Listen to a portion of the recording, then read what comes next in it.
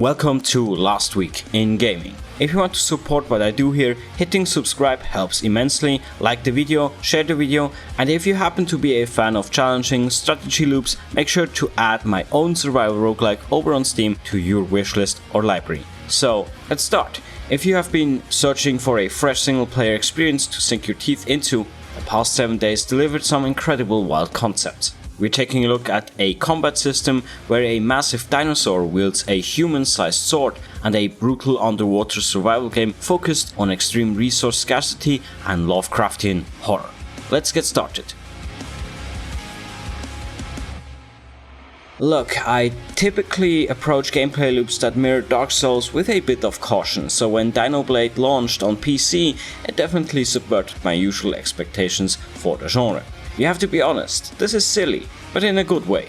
The core loop tasks you with taking a young Spinosaurus through canyons and jungles to fight alpha bosses, unlocking weapons and your way to an endgame boss rush mode.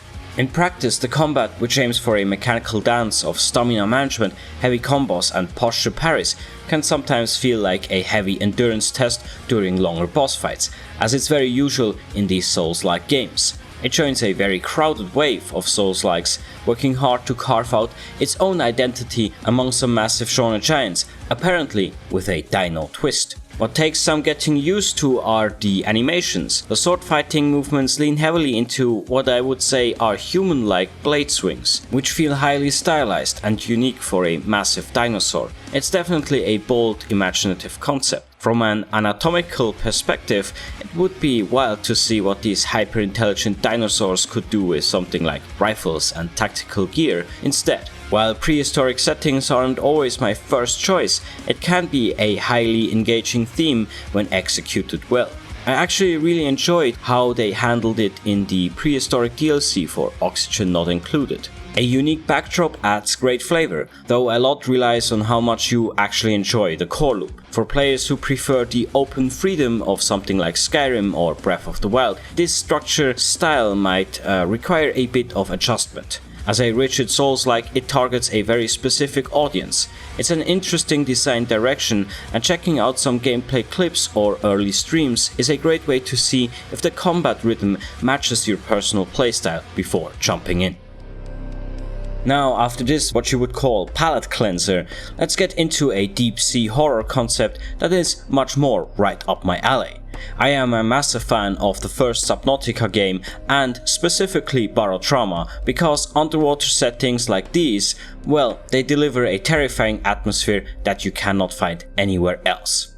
Visually, Die for Die, Children of Rain looks spectacular. The graphical design and artwork are excellent, instantly reminding me of something like Barotrauma running on a permanent nightmare mode. The gameplay puts you in charge of a surface camp, and you are sending crew members down into a pitch-black underwater labyrinth called the Abyssal Pool. It's all very much Lovecraftian inspired, as you can see. The gameplay demands a constant balance between strict oxygen limits and resource scavenging under a ticking clock before a cataclysmic flood wipes out everything.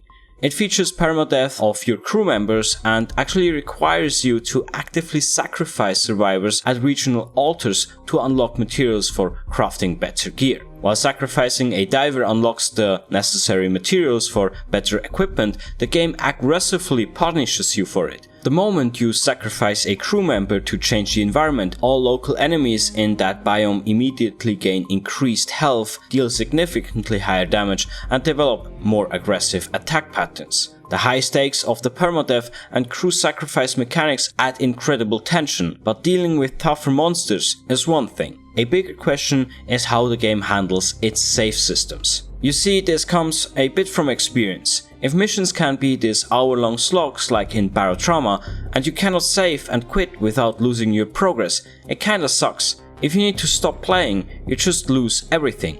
Compare that to Noita, where the game saves constantly, even surviving hard crashes. It locks in your exact spot, mid-fall, underwater, or right in the middle of a chaotic fight.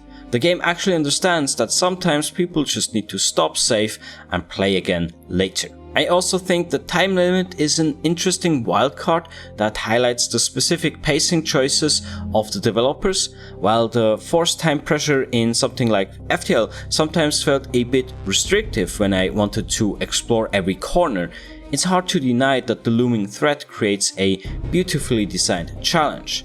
It's tough to judge the exact balance of the clock without playing it first, but based on the artwork, theme, and survival mechanics, I am incredibly excited to dive into this one.